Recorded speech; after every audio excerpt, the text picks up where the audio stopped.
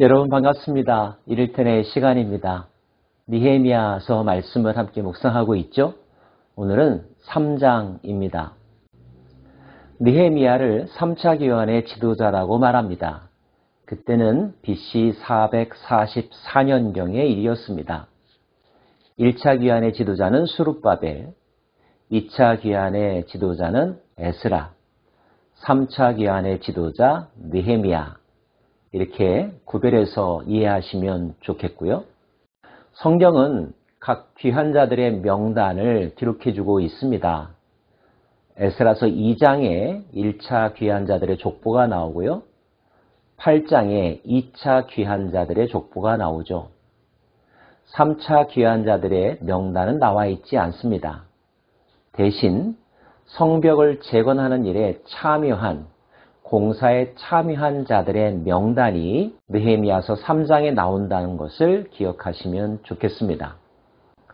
성전과 성벽이라는 단어를 구별하는 것도 중요합니다. 의외로 한국말로 단어가 비슷하다 보니까 혼동하기도 하는데요. 스룹바벨이 와서 재건한 것은 성전, 템플이었습니다. 느헤미야가 와서 재건한 것은 성벽이었고요. 무너진 예루살렘 성을 재건하는 것이 느헤미야의 업적이었습니다. 예루살렘 성의 변천을 잠깐 살펴볼까요? 본래 다윗이 유다의 왕이 되었을 때 정했던 수도는 헤브론이었습니다. 그 후 다윗이 이스라엘 12지파를 통합한 이후에 수도를 예루살렘으로 옮겼죠. 원래 그 도시의 이름은 여부스 성이었습니다. 다윗에 의하여 그 성을 빼앗은 후 다윗성으로 불리다가 점차 예루살렘이라고 하는 명칭이 사용되었습니다. 산 위에 위치한 도시였기 때문에 요새라고 불려졌습니다.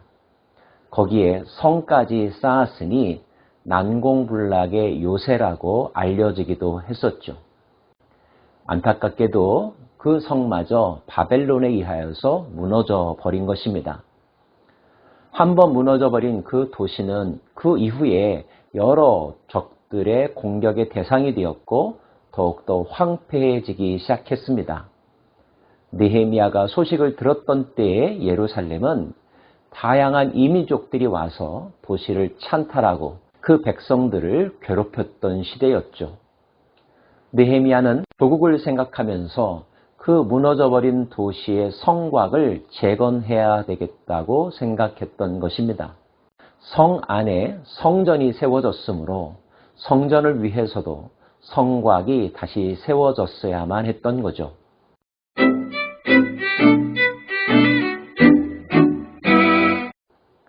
얼마나 많은 사람들이 또 어떤 역할을 하면서 이 공사에 참여했을까요?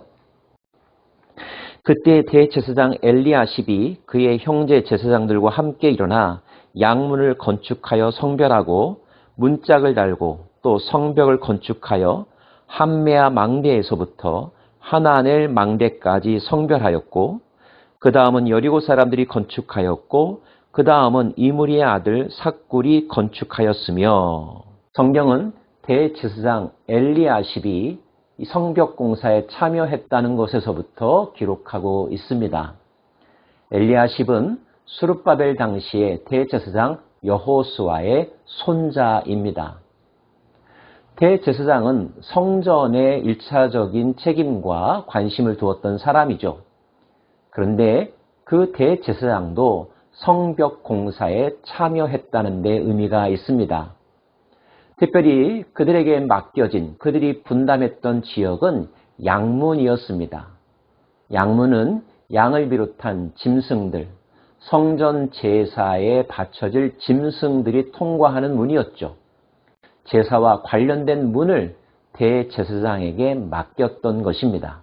그리고 성경은 시계 반대 방향으로 등장하는 여러 문들과 그 문의 공사를 담당했던 사람들의 이름을 나열해주고 있습니다. 성문, 성벽, 망대, 문짝, 자물쇠 등 각자에게 맡겨진 역할에 따라 성실하게 공사에 참여한 사람들의 명단이 기록되어 있습니다. 수많은 사람들이 이 일에 동참하고 헌신하였다는 것, 많은 사람들이 십시일반으로 또 자기가 할 것들을 찾아서 함께 한마음으로 참여한다는 것, 결과만큼이나 그 과정도 중요하고 아름다운 것 아니겠습니까? 기록된 공사의 업무 분담표와 이름들은 우리가 암기하기에는 어려울 것입니다. 한 가지 중요한 교훈이 있죠. 역사가 기록하고 역사가 평가한다는 것입니다. 성경에 등장하는 많은 족보들을 볼 때에도 우리는 동일한 마음을 품어야 할 것입니다. 보통 때는 그것을 그냥 넘어갈 수도 있지만 어느 순간, 어느 때에는 그 명단들이 중요한 자료로 사용된다는 것, 그 목록에 내 이름이 있는가 없는가, 그리고 그때 내가 무슨 일을 했었는가 하는 것이 반드시 평가받는 날이 올 수 있다는 것. 이 부분을 생각한다면 우리는 우리에게 주어진 일들을 소홀히 해서는 안 될 것입니다. 능력 이상의 것을 할 수는 없겠지만 최선을 다하여 할 수 있는 것만큼 성실하게 임한다면 그 또한 역사가 평가할 것이고 하나님께서 기억해 주실 것입니다.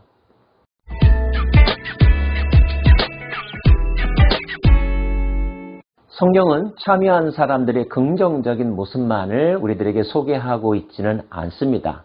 5절 말씀인데요. 그 다음은 드고아 사람들이 중수하였으나 그 귀족들은 그들의 주인들의 공사를 분담하지 아니하였으며, 드고아 사람들에게 맡겨진 구역이 있었는데 그 귀족들은 자기들에게 맡겨진 공사에 참여하지 않았다는 것입니다. 100명의 사람들이 다 모범적일 수만은 없죠.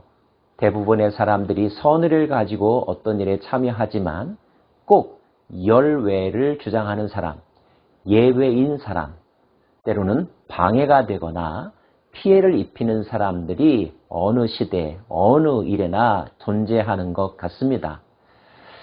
중요한 것은 우리가 그 사람이 되어서는 안 된다는 것입니다.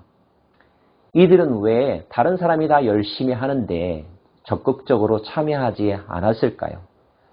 그들이 가졌던 잘못된 특권의식은 무엇이었을까요? 그들은 왜 남들의 수고와 노력에 함께 하는 것을 꺼려 했을까요? 그런데 혹시 그러한 모습이 저와 여러분 안에는 있지 않은지요? 교만함과 열등감은 뿌리가 같다라는 말이 있습니다. 진실한 사람은 모든 사람들 앞에서 겸손하며 모든 사람들 앞에서 특별합니다. 특별함과 평범함, 이 두 가지를 균형 있게 견지하며 살아가는 저희들이길 원하고요. 나의 뜻을 강조하기보다는 하나님의 뜻, 보편적인 사람들의 생각에 함께 참여하는 겸손한 삶의 자세가 우리 모두에게 있기를 원합니다. 성전을 공사하는 것 쉽지 않은 일입니다. 시작했다고 해서 반드시 그대로 쉽게 끝나는 법도 없지요. 그러나 시작이 반이라고 하는 우리말이 있는 것처럼 시작하는 것 자체가 중요합니다. 우리 안에 선한 일을 시작하게 하신 하나님은 그것을 완성하게 하실 것이니까요. 물론 중간에 많은 우여곡절이 있을 것입니다. 그러나 그런 일들은 오히려 목적지에 도달하고 나서 아름다운 추억이 될 수도 있을 것입니다. 드라마틱한, 그래서 하나님께 더욱더 집중할 수 있는 신앙 성장의 계기도 될 수 있는 거죠. 사랑하는 여러분, 출발하셨습니까? 목표에 대한 시선을 놓치지 않기를 원하고 끝까지 갈 수 있기를 원하며 중간에 일어날 수 있는 많은 일들 각오하시고 대비하시고 극복하실 수 있기를 바랍니다. 기도하겠습니다. 하나님, 제사장들에서부터 평민에 이르기까지 지역별로 또 직군별로 그들이 구역을 맡아서 성벽 재건 공사에 참여하였습니다. 벽돌 한 장 한 장을 쌓는 마음으로 온 백성들의 마음이 모아질 때 그 나라는 다시 세워질 것이며 견고해질 줄로 믿습니다.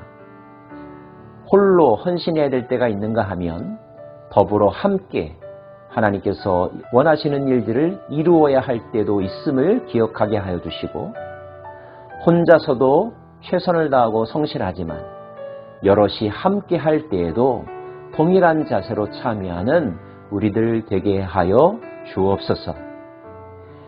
예수님의 이름으로 기도합니다. 아멘.